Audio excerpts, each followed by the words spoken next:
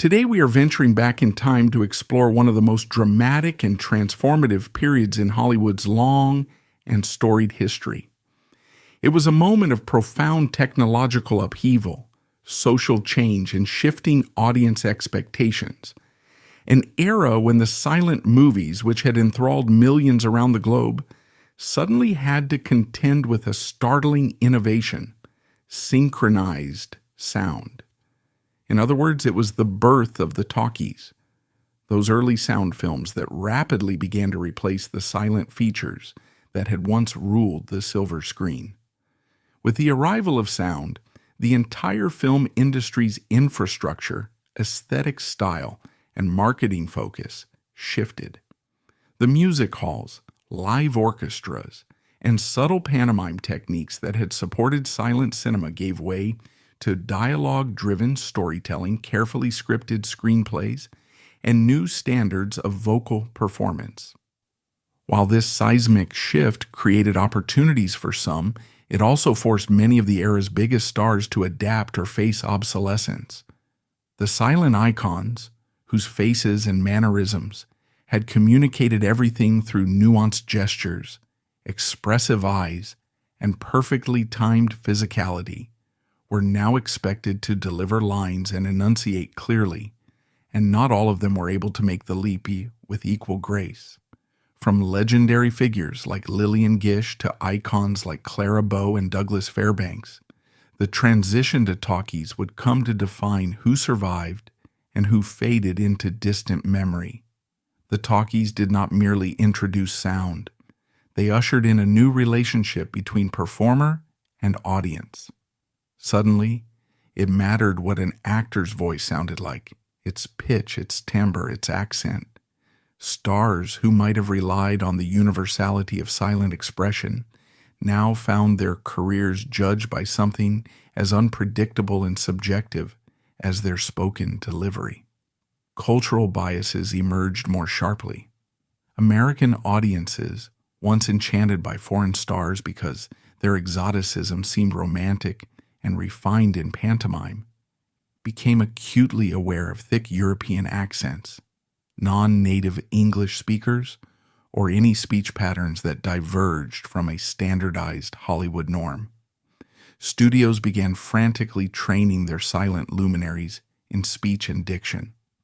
Voice coaches popped up almost overnight, and dialogue directors guided actors through hours of vocal exercises.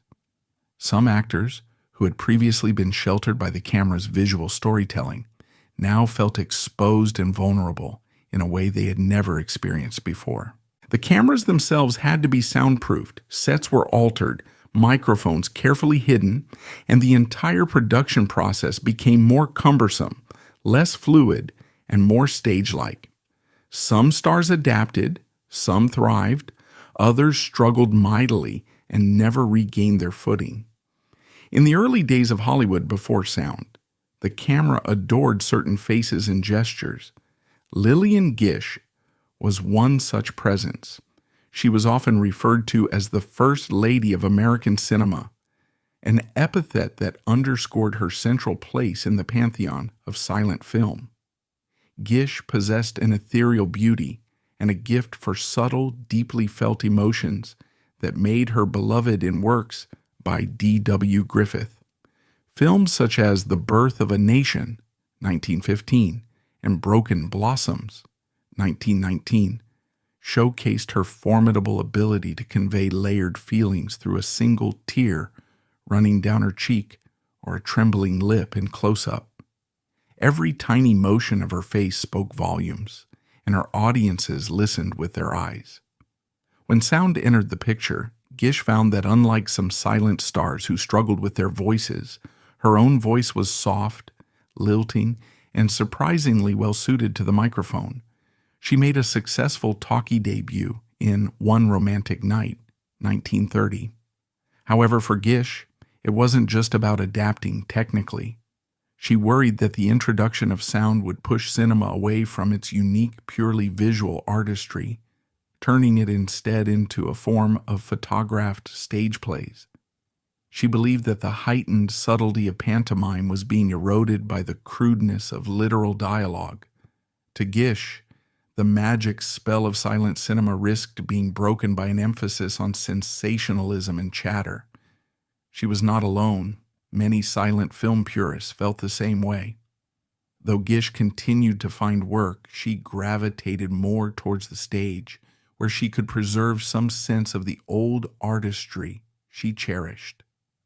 Over time, her Hollywood roles became smaller, her influence gradually diminished, and she found herself longing for the elegant silence of her youth. Yet her legacy remained intact. Lillian Gish never lost her sense of dignity, and more importantly, never lost the respect of the industry. Her gentle voice had navigated the talkies, but her heart never truly left the silent era. If Gish represented a graceful adaptation, then Clara Bow's story reveals the opposite, the kind of anguish and insecurity that plagued many performers confronted with microphones and dialogue. Known as the It Girl, Clara Bow was the quintessential symbol of 1920s. Youth, vivacity, and modernity. She had natural magnetism, a vivacious charm that leapt off the screen in silent hits like It, 1927. Audiences adored her flapper image, confident, free-spirited, and flirtatious. She symbolized an era when young Americans were flinging off Victorian constraints and embracing jazz, dance halls, and a more liberated lifestyle. Yet when sound arrived, Bow's thick Brooklyn accent and lack of formal training became a vulnerability. The very persona that had endeared her to silent audiences now came through as less polished, less classically Hollywood, and studio executives worried about how audiences would react. Unlike Lillian Gish, who had a voice suited to her persona, Bow struggled under the immense pressure to refine her speech.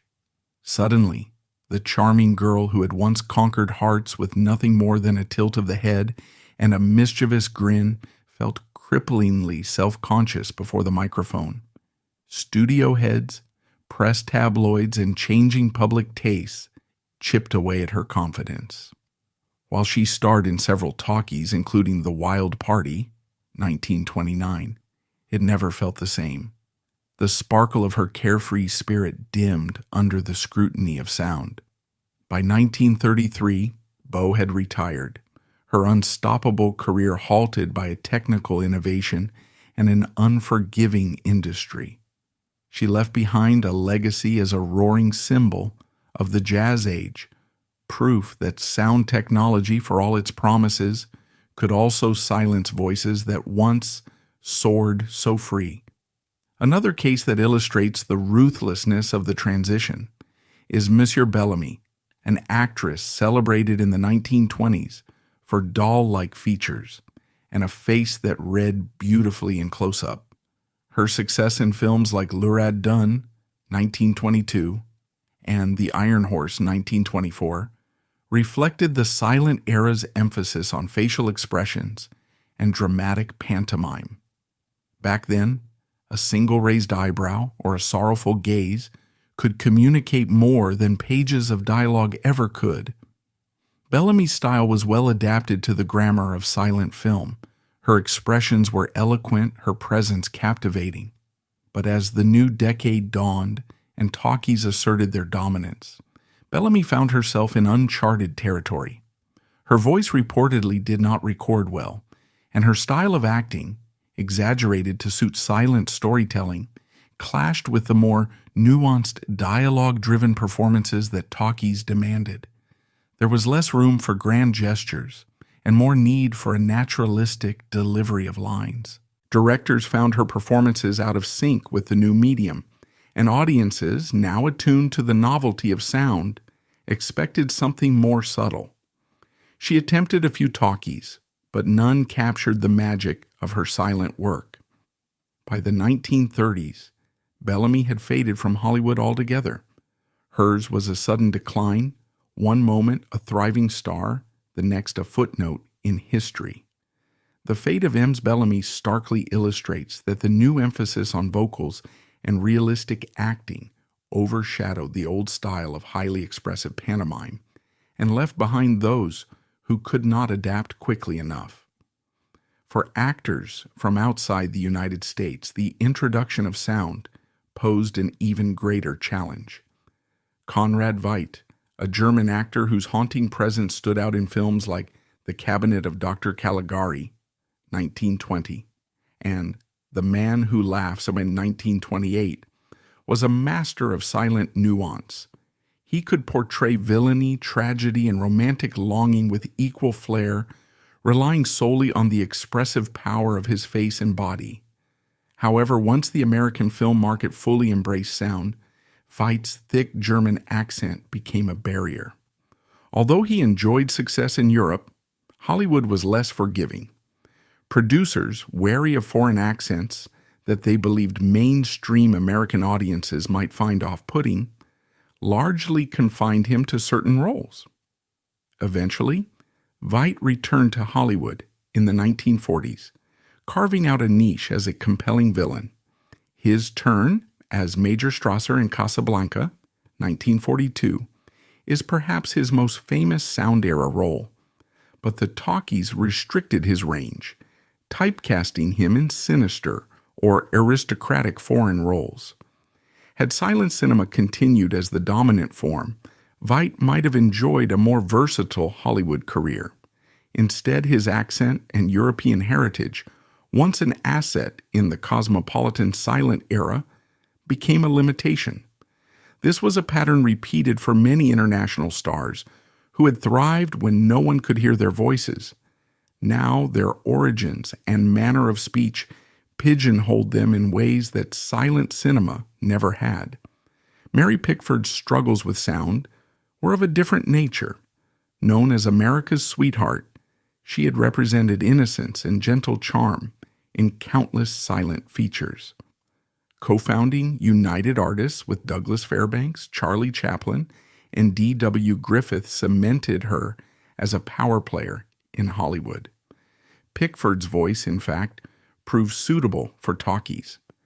In her first sound film, Coquette, 1929, she even won an Academy Award. But success in one film did not translate into a long-term comfort with the new medium. Her star image had long been that of a little girl, or at least a spirited young woman, an archetype that sound cinema threatened to erode. Audiences had difficulty accepting her in more mature roles. They wanted the Mary Pickford they knew, youthful, innocent, and charmingly silent. The talkies forced her to confront the reality of aging on screen and the shifting tastes of audiences who might no longer be content with the pure sweetness that characterized her silent persona. Disillusioned with the changing landscape and reluctant to remake herself into something unrecognizable, Pickford retired from acting in 1933. She remained influential behind the scenes, but never achieved the same star power that had once made her the envy of Hollywood. Her story reveals how sound demanded not only vocal adaptation, but also a transformation of persona, one that not every star was willing or able to undergo. Some actors were thwarted by something as simple as an accent. Jobyna Ralston rose to fame as a leading lady of the silent era, often seen opposite Harold Lloyd in light-hearted comedies like The Freshman, 1925.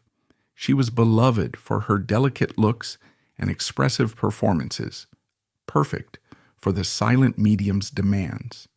Yet when sound came knocking, Ralston's thick Southern accent became a stumbling block.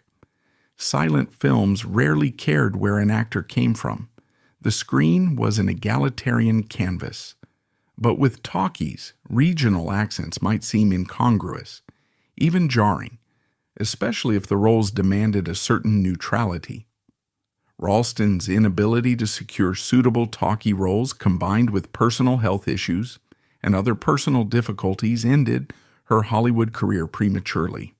Her departure highlights how the invention of the microphone and soundtrack introduced new layers of bias into casting decisions. Before sound, a face that could emote beautifully was gold. After sound, a voice had to pass muster as well.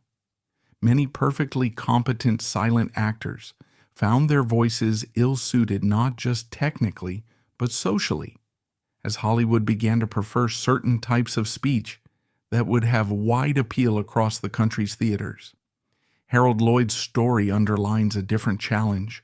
One of the most inventive and beloved comedians of the silent era, Lloyd had built his brand around physical stunts, visual gags, and a charming everyman persona.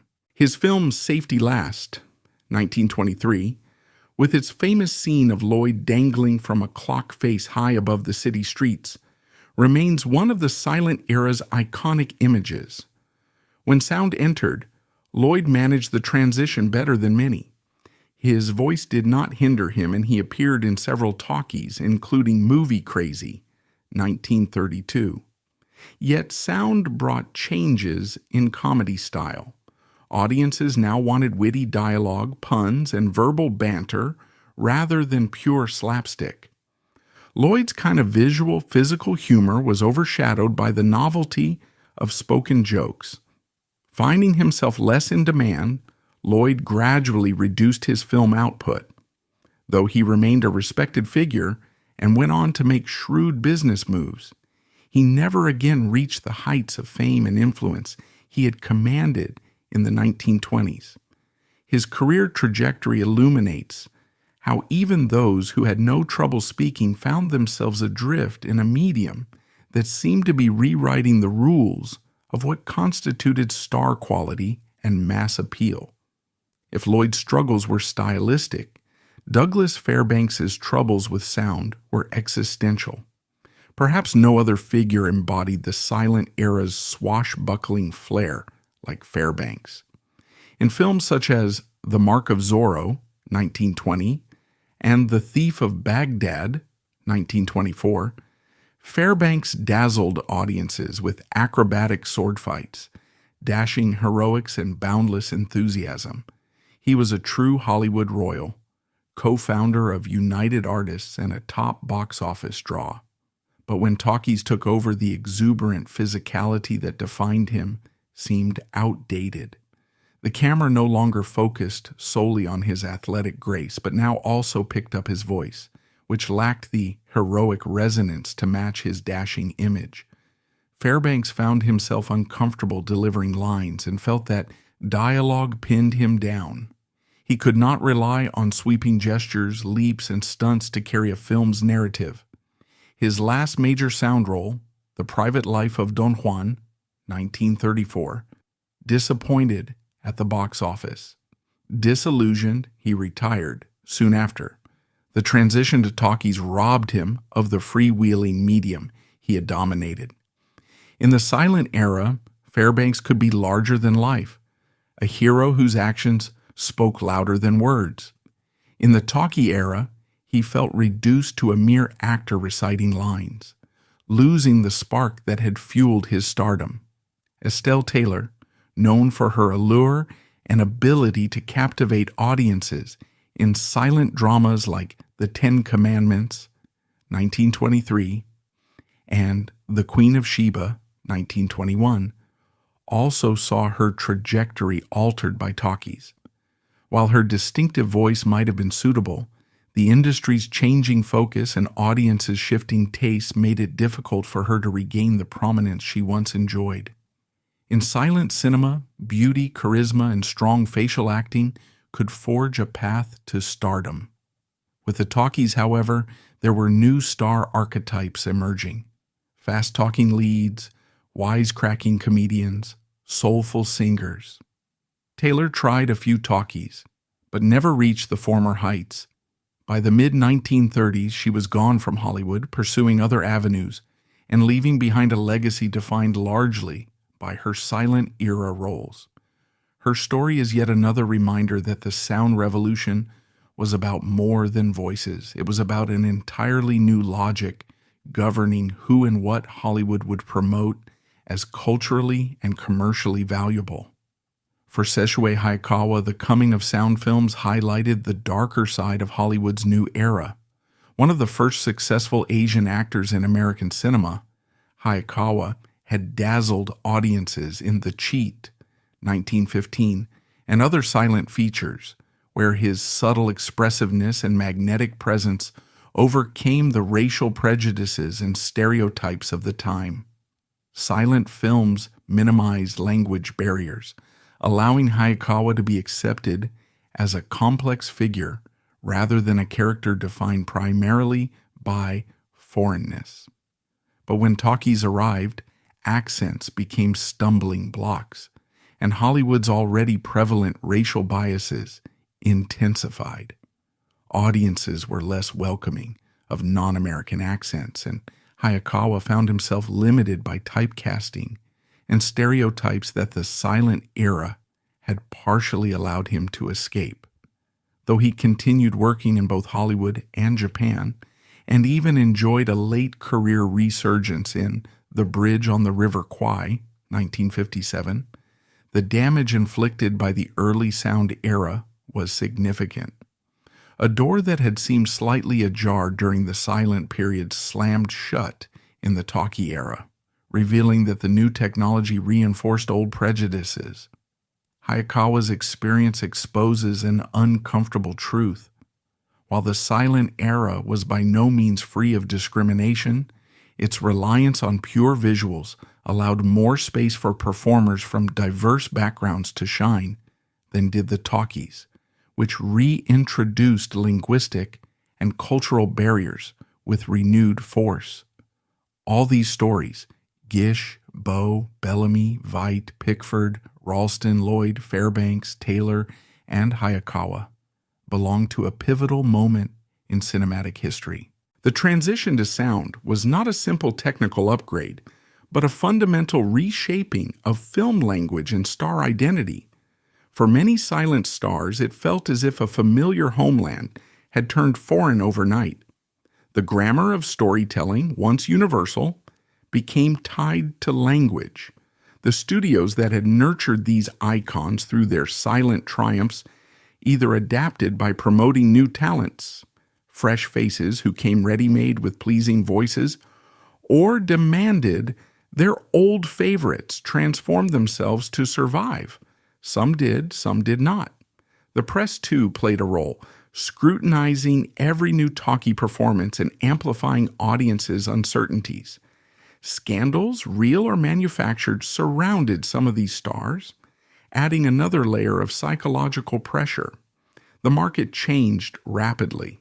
The Great Depression took hold in the early 1930s, making studios even more risk-averse and focusing them on the sure bets and star images that could reliably sell tickets. New unions and guilds emerged, sound technicians became increasingly important, and the entire ecosystem of filmmaking grew more industrialized, placing actors on a tight leash of expectations. It's important to remember how quickly this revolution happened. In the mid-1920s, silent cinema was at its peak. By the end of the decade, The Jazz Singer, 1927, had revealed the potential of synchronized sound, and within just a few years, silent features were essentially obsolete. This rapid transformation did not allow all stars to find their footing. Some who might have benefited from extended training or more patient public acceptance simply ran out of time.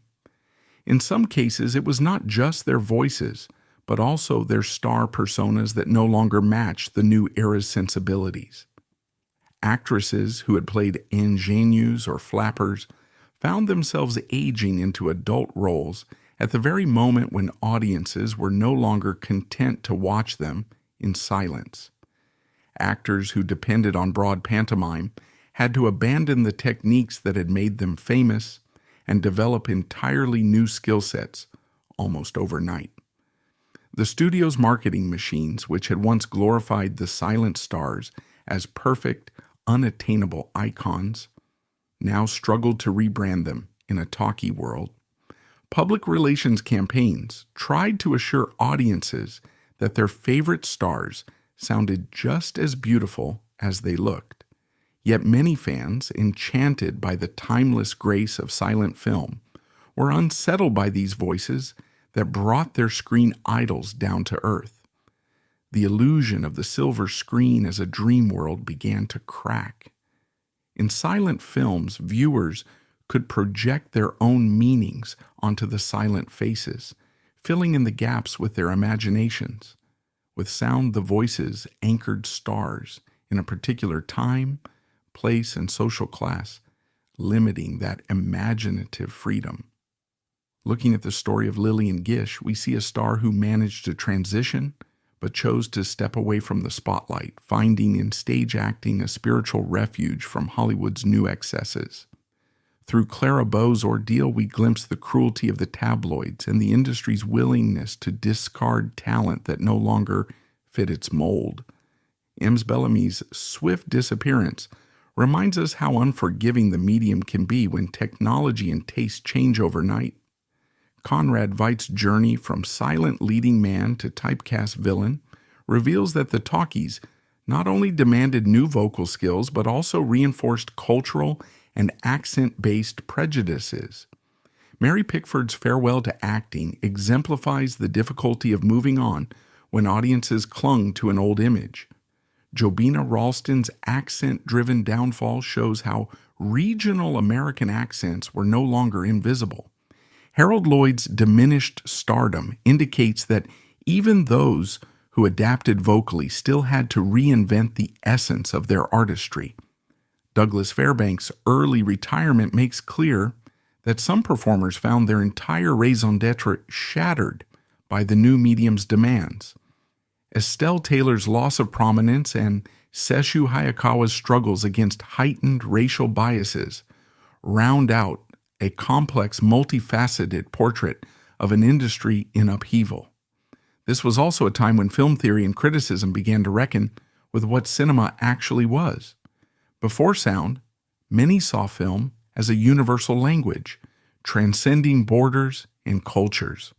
With sound, cinema became anchored to languages, English, French, German, and thus lost some of its prior universality. The silent era had allowed global stars to emerge and circulate. With sound, Hollywood favored native English speakers or those whose accents fit their chosen stereotypes. The shift also influenced genre. Musicals gained prominence as they showcased the novelty of sound. Comedies became more verbal. Dramas experimented with dialogue-heavy scripts. Horror films began relying not just on eerie visuals, but also unsettling sound effects and sinister voices. In this changing environment, the silent film star who thrived on expressive faces found that their gifts, once so prized, were considered incomplete. A pretty face was no longer enough. One needed a voice that matched. Yet, even as we reflect on the careers disrupted or ended by the Talkies, it's crucial to remember that these performers left an indelible mark. Lillian Gish's haunting close-ups, Clara Bow's flapper spontaneity, and Douglas Fairbanks' athletic heroics remain iconic images in cinema history. The silent era's visual poetry continues to influence directors and actors, reminding us that film is more than just recorded speech. Today, audiences and scholars look back at these silent icons with admiration and understanding. Their struggles during the sound transition highlight the fickle nature of stardom and the vulnerability of those who create magic before our eyes. These stories also underscore the importance of technological shifts. Just as sound changed Hollywood in the late 1920s, other revolutions, color film, widescreen formats, television, streaming, would challenge future generations of filmmakers and stars. But perhaps none of these transformations was as abrupt, as disorienting, or as personally devastating to so many beloved icons as the arrival of Talkies. The introduction of sound can be seen as both a progress and a loss. Progress, because it allowed for richer storytelling, the rise of new genres, and more realistic characterization. Loss because it ended the remarkable era of silent pantomime, where acting was pure gesture and emotion. Stars who had commanded global recognition found themselves facing obstacles they never imagined. The microphone could be a cruel judge, exposing not just a voice but one's entire sense of self-worth in front of an unforgiving audience. In retrospect, the audience reaction to sound was complex too. While many viewers were thrilled to hear their favorite stars speak, others lamented the loss of the silence that had given cinema its dreamlike quality. Cinematic purists worried that film would be reduced to recorded theater, losing its unique visual language. Some stars like Gish shared these concerns. Others tried to embrace the new medium wholeheartedly, investing in voice training, adapting their acting styles, and seeking roles that match their speaking abilities. Some, like Conrad Veidt, overcame the hurdle of accent by becoming singularly memorable for it, turning what others perceived as a flaw into a characteristic that defined memorable villains and morally ambiguous characters. The resilience of these stars was tested. Those who managed to survive the transition emerged with a new set of skills and a renewed understanding of what stardom required. Those who did not remain as cautionary tales, reminders that fame is never guaranteed and can vanish as quickly as it appeared. Yet even those who left the scene did not vanish completely. Hollywood historians, archivists, and film buffs continue to celebrate and rediscover these silent icons, screening their old films, restoring their prints, and writing books and essays that highlight their contributions. The interest in silent cinema has grown over the decades, with film festivals dedicated to it and scholars who point out its avant-garde techniques and extraordinary artistry. In that sense, the legacies of these stars live on in a way they might never have imagined. Reflecting on all of these stories, one might ask, were these changes inevitable? Given the commercial success of the first Talkies, it is hard to see how Hollywood could have resisted sound. The studios invested heavily in sound technologies like Vitaphone and Movietone, and audiences flocked to see talking pictures as a novelty that soon became the norm. Once the sound revolution took hold, the silent format was relegated to an occasional artistic experiment or a nostalgic nod to the past. The stars who once ruled that silent world had to accept this new reality or step aside. It was not a gentle transition. The economic pressures of the Great Depression amplified the stakes. Studios had to produce hits, and talkies were box office gold at that time. Experimentation and patience with struggling actors did not rank high on their priority list. They wanted sure bets, and sure bets often meant fresh faces or a handful of established voices that could deliver lines effortlessly. Voice coaches and dialogue directors could only do so much, and for actors paralyzed by microphone fright or undermined by a difficult accent, these efforts were insufficient. This era also underlines how technology shapes art. Before sound, filmmakers developed a visual language, montage editing, expressive lighting, close-ups that could carry complex narratives without dialogue. With sound, a new cinematic language was born, mixing spoken words, music, and effects. It took time for filmmakers to learn how to blend visuals and audio seamlessly. Early talkies often seemed static and stage-bound, as the camera was locked in place to avoid noise. Over time, directors learned to move the camera again, to layer sound creatively, and to restore some of cinema's visual dynamism. But these lessons came too late for many silent stars, who by then had already made their exits. As we examine these personal stories of triumph and tragedy, adaptation and retreat, we gain deeper insights into the delicate balance between art, technology, and commerce.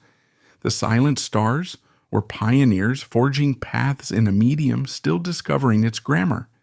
They achieved fame on the strength of their faces, bodies, and silent emotions. Then, almost overnight, the rules changed. Lillian Gish's delicate screen persona, Clara Bow's it-girl magnetism, Bellamy's doll-like charm, Conrad Veidt's haunting expressions, Mary Pickford's innocence, Jobyna Ralston's comedic appeal, Harold Lloyd's daredevil antics, Douglas Fairbanks's heroic swagger, Estelle Taylor's dramatic allure, and Sesu Hayakawa's magnetic presence all faced a test none of them had foreseen. The Talkies, for all their creative potential, forced many of these icons to either reinvent themselves or accept a diminished role in the industry they had once defined. We can only imagine how startling this must have been for the stars themselves. One day, the world adored them for their silent artistry. The next, reporters and gossip columnists questioned their voices, their speech patterns, their ability to remain relevant. Their private fears and insecurities surely soared. Some fought valiantly, some tried and failed, and some, like Gish, embraced theater, where sound had always been a given and where her talents could still shine. Each path was unique, but collectively they tell a grand story of an industry metamorphosis. In the end, we have to ask ourselves, which silent film star's story surprises us the most? Is it Lillian Gish, who, despite being perfectly capable in talkies, chose to move away from them for artistic reasons? Is it Clara Bow, whose unstoppable rise was abruptly halted, revealing how psychological pressures and industry politics can break even the brightest star? Is it Douglas Fairbanks, the man who personified action and adventure, suddenly feeling out of place with a microphone before him? Or Sesu Hayakawa, who faced the harsh reality that technological progress did not guarantee social progress? Their stories are all remarkable in their own ways.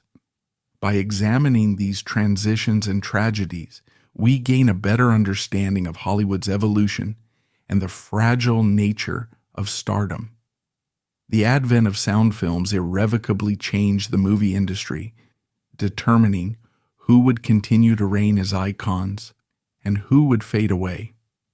Many of these performers left the silver screen permanently, but they remain etched into the annals of cinema history. Their silent expressions still speak to us across the decades, whispering that film artistry does not reside solely in words, but in faces, gestures, atmosphere, and imagination. As we reflect upon these tales of Hollywood's bygone era, we invite you to consider your own perspective on these silent icons and their legacy. Which of these stories resonates most deeply? Perhaps it is the one who triumphed against the odds, or maybe the one who withdrew gracefully, or the one who was tragically sidelined by forces beyond their control. Each story adds a piece to the mosaic of film history, reminding us that behind every technological revolution, there are human lives forever altered by the waves of change. Thank you for taking this journey with us into a time when Hollywood's biggest stars face their greatest test. Let us honor their memories by remembering their contributions, cherishing their silent triumphs, and understanding the heartbreaks they endured when the world demanded something new. And if you find yourself curious, watch some of their silent performances and early talkies to experience that tipping point in cinematic history firsthand. We look forward to hearing your thoughts and encourage you to continue exploring Hollywood history. Don't forget to reflect on these remarkable artists who, through silence and then through sound, helped shape the motion picture art form into what it is today.